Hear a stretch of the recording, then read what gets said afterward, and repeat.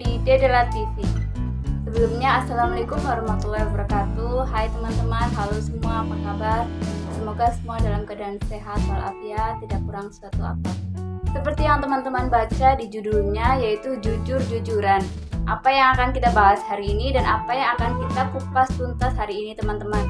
Hari ini saya ingin ngobrol apa yang ada di dalam benak saya dan mungkin juga ini ada di benak teman-teman semua. Sebelumnya jangan lupa untuk subscribe channel saya, like, komen, dan share video saya supaya aku lebih bersemangat lagi membuat video-video yang semoga dapat bermanfaat dan menginspirasi teman-teman semua. Tema pembicaraan kita hari ini adalah kenapa banyak WNI yang bekerja di luar negeri. Kenapa tidak mereka mencari kerja di dalam negeri saja? Di sini saya akan jujur dan buka-bukaan ya teman-teman. Ini berdasarkan pengalaman dan juga apa yang berlaku di Indonesia. Bekerja di luar negeri, jauh dari keluarga, jauh dari teman, jauh dari orang tersayang. Begitu banyak pengorbanan yang dibutuhkan.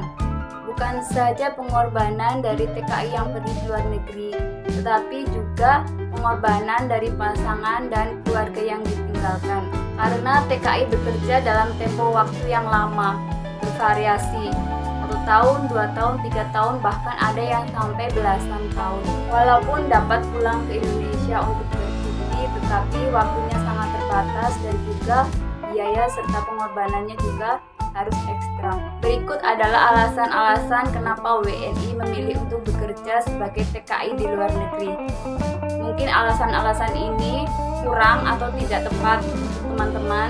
Silahkan komen di bawah. Sini saya ingin berbagi kepada masyarakat yang belum pernah menjadi TKI ataupun orang yang akan atau berniat menjadi TKI.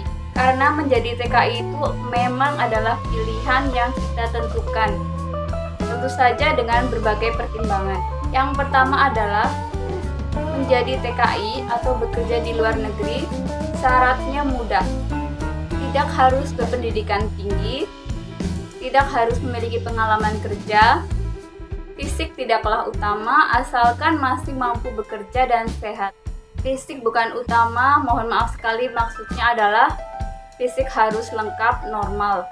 Tetapi tidak harus memiliki tubuh yang proporsional.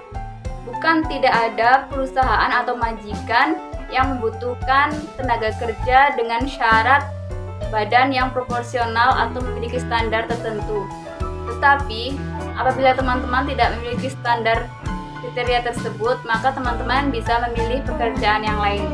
Karena sangat banyak sekali peluang kerja ataupun skill-skill tertentu yang harus dimiliki oleh calon TKI. Tetapi apabila tidak memilikinya, maka bisa memilih lowongan yang lain. Seperti yang saya katakan tadi, apabila tidak memenuhi syarat atau kriteria yang ditentukan, ataupun tidak lulus interview atau ujian, bisa memasuki lowongan yang lain. Dan ini adalah alasan yang kedua kenapa WNI pergi ke luar negeri, yaitu sangat banyak lowongan kerja dan sangat luas kesempatan untuk mendapatkan pekerjaan. Walaupun banyak sekali calon TKI yang mendaftar, tetapi lowongan itu juga sangat banyak teman-teman, jadi tidak perlu khawatir. Asalkan ada niat, keinginan, dan usaha, pasti teman-teman akan mendapatkan pekerjaan tersebut. Jangan lupa untuk selalu mengikuti iklan-iklan lowongan kerja dari agensi-agensi atau BP3 TKI, karena banyak sekali peluang kerja baik sektor formal maupun informal. Kemudian alasan yang ketiga adalah semua orang, semua WNI memiliki kesempatan dan peluang yang sama. Tidak ada diskriminasi atau KKN. Jadi apabila kita sudah memenuhi syarat dan kriteria yang ditentukan, dan apabila ada ujian atau tes serta interview kita juga lulus, maka tidak ada lagi masalah. Jadi tidak ada PHP dan juga perjuangan serta pengorbanan waktu dan biaya sudah pasti terbayar. Saya katakan biaya di sini bukan berarti biaya untuk mendapatkan pekerjaan tersebut teman-teman, tapi biaya seperti transportasi, kita mengurus surat-surat, dan biaya kecil-kecil seperti itu sudah pasti kita keluar dari saku kita. Kemudian alasan yang keempat adalah sistemnya terbuka. Seperti yang saya tadi katakan bahwa prosesnya sangat transparan, tidak ada KKN, tidak ada diskriminasi. Jadi selama proses dari paspor, medical, kemudian tes, interview, dan sampai menunggu penerbangan, semua terbuka. Seperti jenis pekerjaan, perusahaan atau produksi barang apa, kemudian gaji, allowance, shift atau jam kerja, dan juga tempat tinggal. Semua dijelaskan secara transparan. Tidak ada tipu-tipu di sini, teman-teman. Apabila ada yang tidak sesuai, kita bisa melaporkannya kepada kedutaan karena semua tertera dalam kontrak kerja. Jadi ini memiliki kekuatan hukum, teman-teman. Apabila ada yang tidak sesuai, kita bisa melaporkannya kepada kedutaan di negara tersebut ataupun kita melaporkan kepada agensi kita di Indonesia. Kemudian alasan yang kelima adalah kontrak kerja adalah persetujuan antara pihak TKI dengan majikan atau perusahaan. Maksudnya adalah biasanya perusahaan di luar negeri tidak menetapkan batas kita bekerja di sana berapa tahun. Karena pemutusan kontrak kerja apabila pihak TKI melakukan kesalahan dan ataupun perusahaan mengalami kebangkrutan. Jadi ini memudahkan TKI untuk membuat planning atau rencana untuk masa depan. Berapa tahun yang cukup untuk menabung dan kembali ke tanah air. Kemudian alasan yang terakhir adalah sekarang banyak sekali lowongan kerja ke luar negeri yang tidak membutuhkan biaya sepeser pun, alias subsidi full dari perusahaan atau majikan.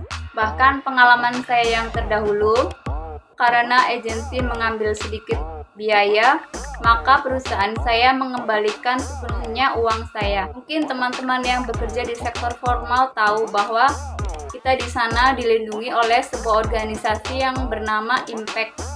Di sana setiap bulan kami rutin berdiskusi dan kami ditanya apakah ada masalah dalam hal apapun. Jadi apabila kita ada masalah, kita bisa menceritakannya di sana dan mereka akan mengambil tindakan dan berdiskusi dengan perusahaan kami. Selama hal tersebut masih bisa diselesaikan secara kekeluargaan dan baik, maka mereka akan mendiskusikannya dengan perusahaan kami dan mencari jalan tengah untuk mendapatkan penyelesaian yang terbaik.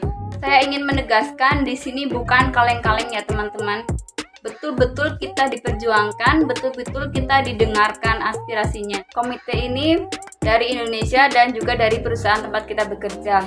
Tetapi kita memiliki waktu yang sangat luas untuk bercerita dan mengajukan pertanyaan serta mengeluhkan apa yang menjadi masalah kita.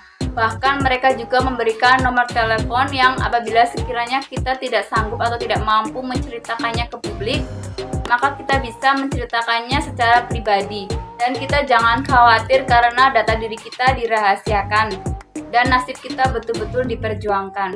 Demikian cerita saya hari ini. Saya kupas tuntas mengapa warga negara Indonesia memilih untuk bekerja di luar negeri.